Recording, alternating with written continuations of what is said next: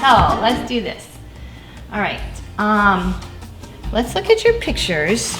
I got more if you wanted to Oh, see sure, more. yeah. But Yeah, they're all the same thing. Okay. So I like the low bun, but like a little bit messy, but not Okay. necessarily a braid in it. Okay, no braid. Something like that. Yeah, good, I'm trying to braids. So you like all that texture. Yes. Okay, so you like all those pulling bits. Yes. All right, so when you look at this, how do you picture your front? You're gonna get dip.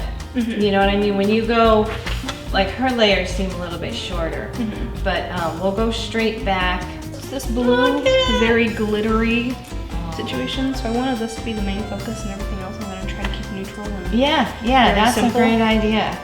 Yeah, so it helps to have air dry, because then I can see, especially when you're picking out texturized pictures. Now you have longer hair than those photos. Okay. So I could either hide the hair so the bun is smaller, or I can let the texture just kind of be in proportion maybe. All right. I'm You good with know? that one. Yeah, okay.